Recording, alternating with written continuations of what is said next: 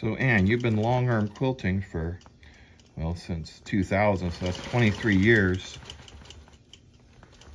How long have you enjoyed doing ruler work? Not very long. Maybe in the last 3 years, maybe started being comfortable with it would be how I would frame that. Yeah. Some of it's learning your machine and the regulator, because you generally need to use the regulator when you're doing ruler work, because you need to be able to go slow enough that you can figure out what you're going to do and what you're going to use and how you're going to use it. And sometimes it's a matter of needing the right shape or the right quilt to quilt on, because sometimes you need to test drive something. Like, for instance, this is a brand new using ruler. Never used this particular one before. Until just now? Yep. And so sometimes you need, well, in a way, a more modern quilt where you can just, you're making up and creating a design as you go. Because you need the freedom to be able to do whatever, to create something, to create interest, and to achieve the look that you're going after.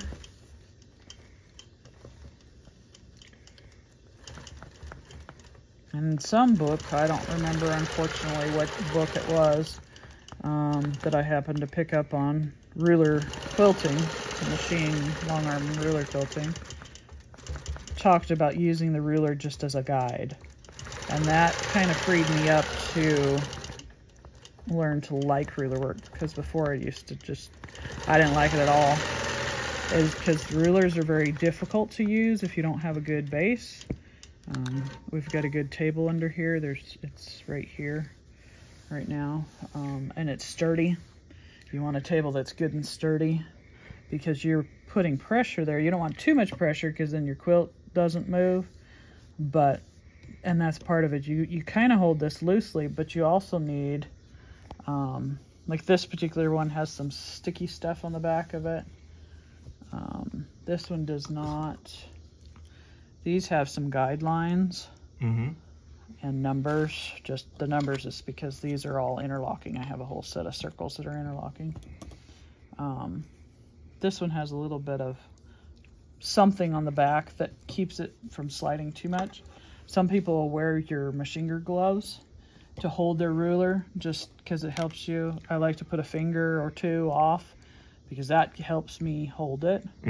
Of course, you want to keep your thumb and finger out of the way, just like when you're rotary cutting, you want to keep your fingers out of the way because you're coming along there. But if you're going slow enough, it's not going to really, you're not going to have that effect or catch yourself. So something you don't want to do without a stitch regulator. The other thing is you need a ruler that's high enough when your foot comes up when it's hopping that it doesn't go over the top of it. So that makes a big difference when you're trying to do ruler work too. You want to have your hopping foot. On this particular machine, I actually can set that. My others are a little, I think they're adjustable, but not as easy maybe as this one, to set the height. And you need a ruler foot. This is a ruler foot that I'm using right now, an open toe one, but I also have a closed toe one. So that's kind of, I'm learning to enjoy, is what I would say. I'm learning to enjoy using rulers. Okay. Another step in the quilting process. Yep. Always learning. Oh yeah. Even though you've done thousands and thousands of quilts and quilted a lot of them for people over the last 23 years, you are learning every day. Oh yeah, that's part of what keeps it interesting and exciting, is the fact that you can see and do something unique and different. Yeah. Try something different on each one. And sometimes you're doing the same thing over and over again, but that's okay. Yeah. Well, I remember when you try to do ruler work, you started out with machines that didn't have a regulator even. Well, that's extremely difficult. Yeah. You have to turn your speed way down, and yeah, that's a big challenge. It can be done because you did it, but Yeah. I had a little note to myself. Actually, I think it's still on the whiteboard because I can't get it off the whiteboard, about turning my speed way down if I was gonna do ruler work. yeah. And now you don't have to because of wonderful stitch regulators.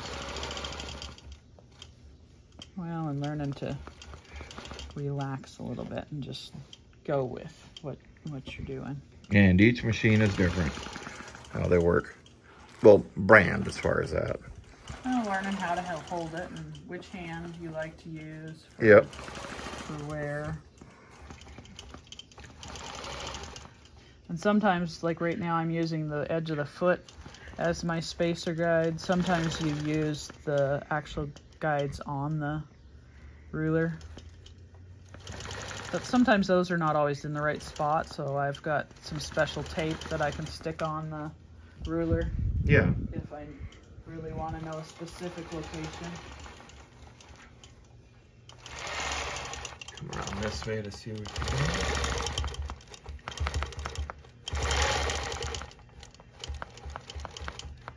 Well, thank you so much for letting all of us know about your long arm quilting journey in regards to rulers. You've got lots of rulers, don't you? Yeah. Yep. Some I like, some I don't like. Yep. I don't know that I have a favorite per se. All right. Well, I hope you all have a wonderful day, everybody. Bye-bye. Bye-bye. Yeah. Bye. Back Okay. to concentrating. Sorry. Yeah, it's okay. That's the other thing. Focus. Yes. Bye, everybody.